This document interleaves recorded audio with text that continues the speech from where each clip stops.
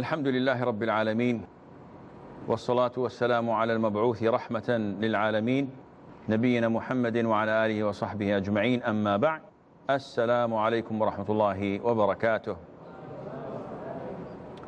We move on to a different field other than wiping on the socks, something that is related to removing impurities. And we have the hadith of Ali, may Allah be pleased with him, and I will read this hadith myself.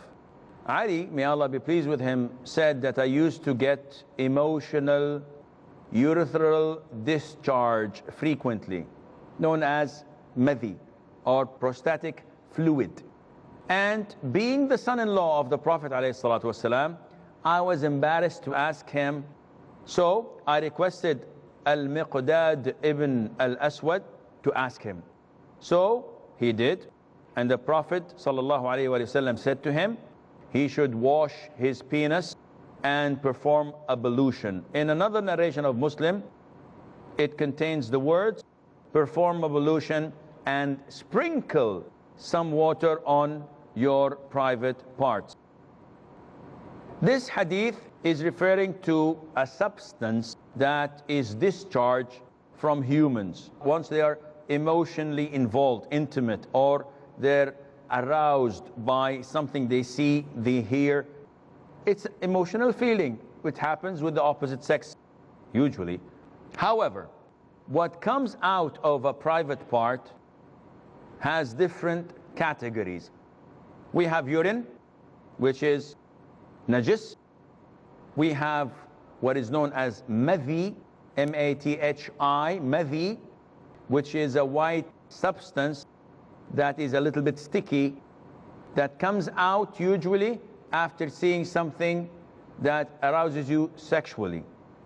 We have mani, and mani is semen, which usually comes out with ejaculation, with pleasure, with lust and desire through intercourse, nocturnal emission, or ejaculation in different ways. Then we have what is known as wadi, W-A-D-I. It's a yellowish, sticky substance that usually comes after urinating, caused by usually carrying heavy things. Too much heavy for you, this comes out, or in extreme cold weather, this discharge comes. All of the four are considered to be najis, impure, with the exception of semen. Semen or mani is pure, and we will get into this inshallah later on. So Ali, who was married to Fatima, the daughter of the Prophet ﷺ, usually people who are sexually strong get this often, and Ali was one of those. So he was ashamed, he was embarrassed. How can I go to the Prophet ﷺ and tell him I'm having this, knowing that I'm married to his daughter? So he sent Al-Miqdad, and when he asked the Prophet ﷺ knew who sent him. So he told him, tell him. He did not say you should, he told him, tell him that the Prophet ﷺ knew what was happening, and he is the father of all Muslims. So you should not be embarrassed of him, because he will tell you, he will guide you. So the Prophet ﷺ instructed him to wash his private part and to perform ablution. In another narration, sprinkle water over your private parts. And this is why, when looking at all these different narrations, scholars say that madhi is among the minimum types of najasa. Remember in way back programs, we mentioned that najasa is divided into how many? Three. One maximum, one middle, and one minimum. The maximum would be, people are asleep. The maximum, no. What would we do when a dog licks into your pot? How many times do you wash it? Once with soil and 7 times with water. this means that it is not normal impurity, it is maximum impurity, maximum najasa. Unlike any other najasa. Middle najasa is the normal impurities, such as urine, defecation, blood of menses, etc. All what you have to do is wash it, clean it, wash it again, that's it. So washing it is necessarily 7 times? No, once or twice, maybe maximum 3 times, and it's all clean. The minimum najasa would be madhi. No, before that. How quick you guys forget. The urine of a boy, child who did not eat, who was only dependent on suckling, on the milk, a male child. What we do with this, we just sprinkle water. We don't have to wash it and rub it and squeeze it and pour water, only doing this. And madhi. Madhi is the same thing. You just sprinkle it and that is it. And for the private parts, you also sprinkle water or wash your private parts altogether. But the traces on the body or on the clothes, you just sprinkle it. Why do I wash the private part? Scholars say because this is sexual desire and it cools down if you wash the whole organ of your private part. Now, do women have this as well? The answer is yes. Women have this as well. It's a different form to men. And women have another thing that is different, which is continuous discharge. They have this discharge from the morning until the evening, all the time. And they usually ask, what should we do? Does this nullify our wudu? Do we have to change our clothes? The most authentic opinion is that the women who get this is not a disease, this is not an illness, it is like sweating. So these discharges are pure. However, they have to perform wudu whenever they have them or want to pray. But due to its continuity, due to the fact that it is always continuous, so some scholars say that if a woman performs wudu for Fajr and she's still having these discharges and she is still in state of wudu until Dhuhr and she did not nullify her wudu with other than this discharge, she did not pass wind, she did not urinate, she did not defecate, she did not sleep, she did not eat camel's meat. If this is the case, then her wudu is still intact and she may pray again. But it is highly recommended that she prays with a new wudu for every prayer, every mandatory prayer. Between the 2 mandatory prayers, she can do whatever she wants without performing wudu again. Very well. A question. I don't know if you can help me in this or not. If I don't have water, can I use istijmar with madhi? Can I use hard substances, stones, toilet paper, wood, to clean myself from madhi, like urine? No, you cannot. Because the Prophet ﷺ singled out water. And he said he has to wash his private parts with water and sprinkle water on the clothes or whatever. So scholars say it is not sufficient to treat it as urine, or when you pass stool, you cannot use hard substances, you must use water to clean that. Hadith number 25, the hadith of Abdullah. Just a question in that reference. What happens when you don't have water? Do you do tayammum? Or? You do tayammum, definitely. Yes. Jazakallah khair. Who will read the hadith? Yes, Kaleem. Narrated Abbad bin Tamim. Abdullah bin Zayd bin Aseem Al asked the Prophet about a person who feels to have passed wind during the prayer. Allah's Apostle replied, Sallallahu Alaihi Wasallam, he should not leave from the prayer until or unless he hears a sound or smells something. Okay, now this hadith is a great hadith for those who have whispers of shaitan. The Prophet was asked about a situation when a person is in prayer and he feels that something came out of him. Now, This person is usually having these thoughts every single prayer, and it is destroying his life. Because whenever he has this feeling, what does he do? He makes wudu and come back again. And a while later, what happens? He gets the feeling, he goes back to make wudu and come back again. And it keeps on going and going and going until it destroys his life. I was once in Damascus, Syria, and I went to pray in one of the masjids. So I went to make wudu. Next to me, a man was doing wudu. We exchanged smiles. We went to the salah. There weren't so many people in the masjid. He and I started prayer. 10, 20 seconds, he said, Assalamu alaikum wa rahmatullah, Assalamu alaikum wa rahmatullah, and he went. And a few minutes later, he came.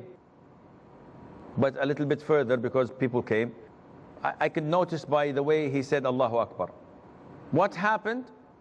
This, inshallah, is what I'm going to tell you after the break, so stay tuned.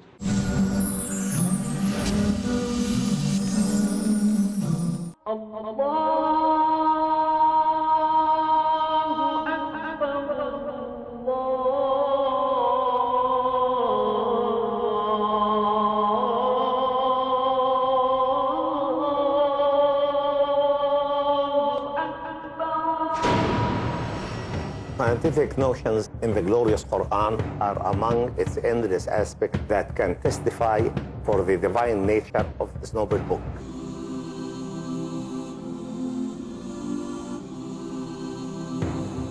These scientific notions are probably the best addressed to the people of our time. I am Ullal Al-Najjar. Please join me in this program to discuss some aspects of the scientific notions in the glorious Quran. سنريهم آياتنا في الآفاق وفي أنفسهم حتى يتبين لهم أنه الحق. He created the universe to appreciate the word-to-word authenticity of scientific notions and proven facts mentioned in the glorious Quran 1400 years ago in Scientific Notions in the Glorious Quran. Every Saturday at 11 p.m. and repeat telecast at 12 p.m. Saudi Arabia on Peace TV.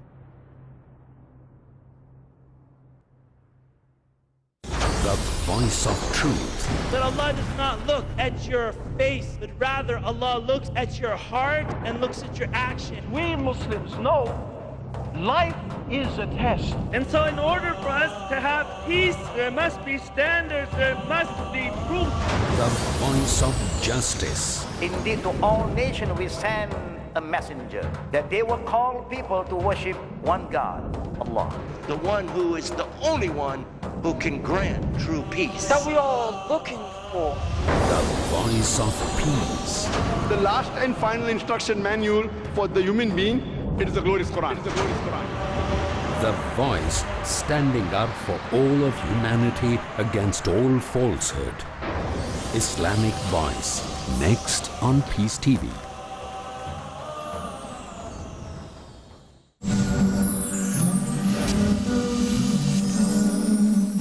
Assalamu alaikum and welcome back. The man I was talking to you about just before the break went in and out of prayer 10 times, making wudu, coming back, and goes and makes. After the prayer has been over, he came also a few times doing this with the other jama'ah and making wudu and come back. Why? Because shaitan was controlling his life. And when shaitan controls your life and you're not following the Quran and Sunnah, you'll be doomed and destroyed. So those who have these feelings, the Prophet said, ﷺ, do not leave your prayer until you hear a sound or find a smell. Meaning that it has to be concrete evidence. This is for those who are having these whispers.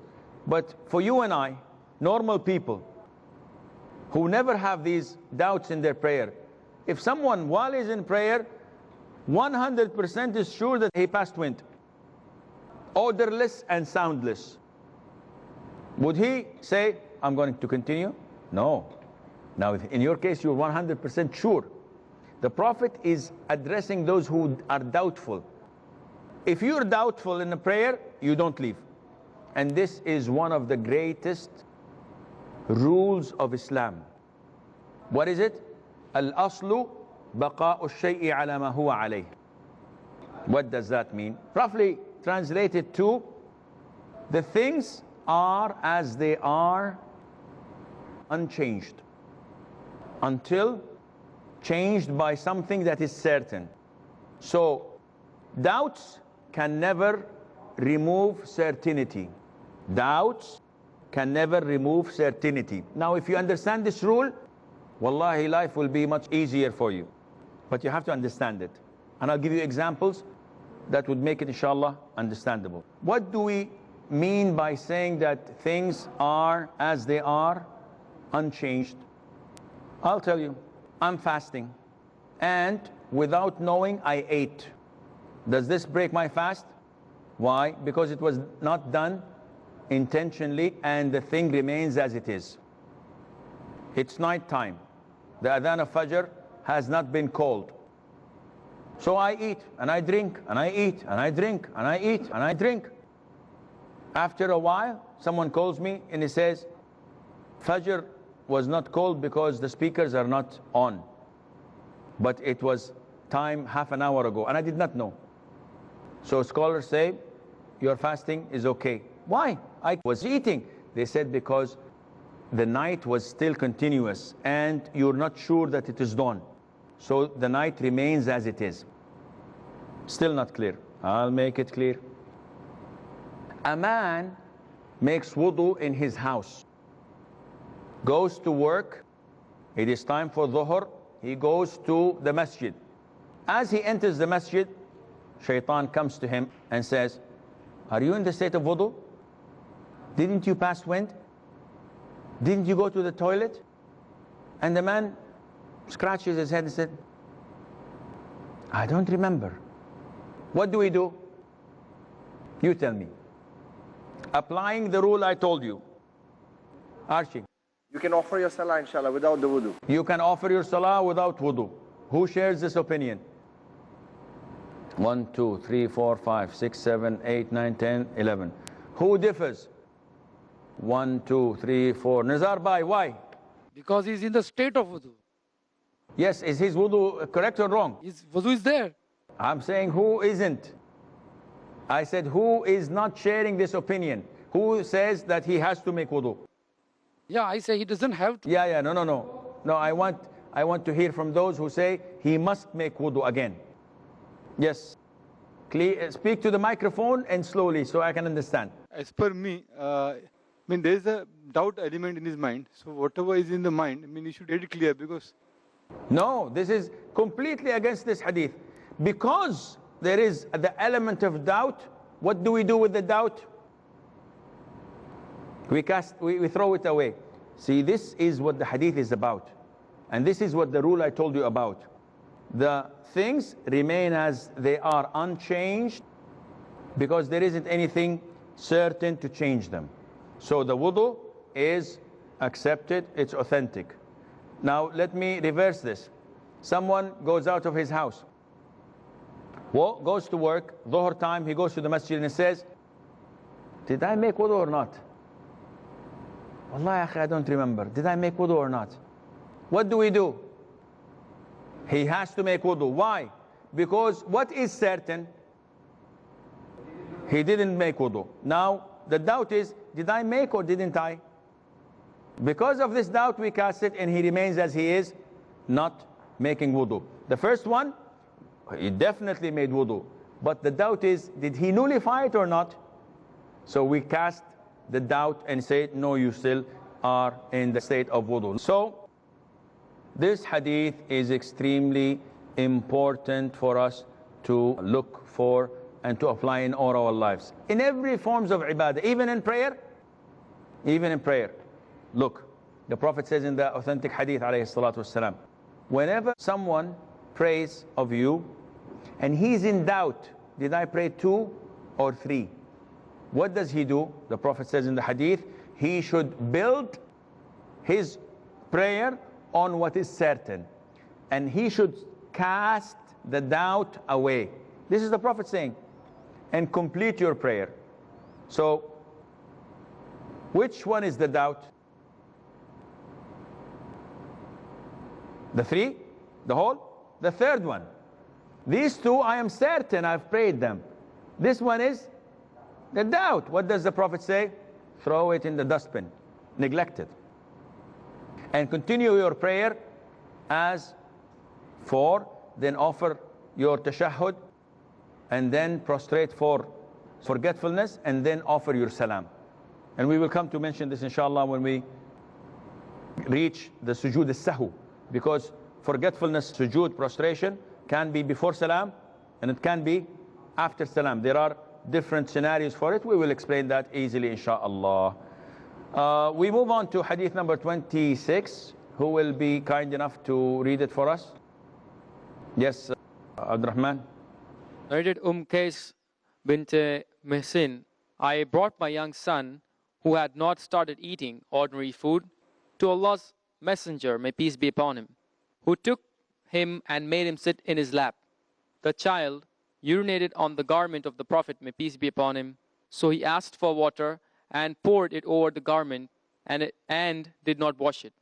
Okay, continue the following hadith, number 27 as well. Narrated Aisha, the mother of faithful believers, a male child was brought to Allah's Prophet, may peace be upon him, and it urinated on the garment of the Prophet. The Prophet asked for water and poured it over the soiled place. Okay, so this is an emphasis to what we mentioned before, and that is the urine of a child who did not eat, who is dependent on his mother's milk. His urine is one of the minimum types of najasa, because we don't have to wash it. We simply pour water on it or sprinkle it, and that is it. While the same age, if a girl urinates, then you have to wash it and treat it as the urine of an adult. Why is that? Scholars have different opinions. Some say because the passage is different, and others say that a male has this heat in him that burns all the food. So the result, which is the urine, is very less in ingredients and material than the female. Others say this, others say that. Some scholars say because men love to carry, or people love to carry boys. Boys are more favorable than girls, and that is why they often carry boys and they often urinate, so it's difficult for them to wash, while girls, they seldomly carry. And I find this very strange, because I love to carry girls more than I love to carry boys. Boys are so horrendous, they're wild, they pull your beard, they punch you in the nose. Little girls are so cute, so lovable, so embraceable, very nice to carry. So all of these justifications do not have basis, in the sense that it is not backed by the Quran and Sunnah, and therefore we just take it as it is. The Prophet instructed us to do this, we do this, and we follow it. So with this we conclude, inshallah. If you have any questions. Yes, brother. Sheikh, this is regarding passing of the wind in Salah. Because of lack of knowledge or embarrassment, even if people pass wind in the Salah, they don't break and go out of the Salah. Some scholars say that those who break their wudu, those who pass wind while in the Salah, yet continue to pray, they have nullified their prayer. Not only that, they have nullified their Islam. It's an act of apostasy. They say, some scholars. Why? Now, while in the middle of the prayer, you pass wind. So you're not in the state of purity. Who are you bowing to and prostrating to and doing a particular motion with the congregation? Who are you doing it for? What's the answer? Allah? You're not doing it for Allah. You're not in the state of wudu. You're convincing the others. So it's an act of shirk, they say, because you're praying not to Allah but for them. This is what some scholars say. However, it has some legitimacy to it. But what to do?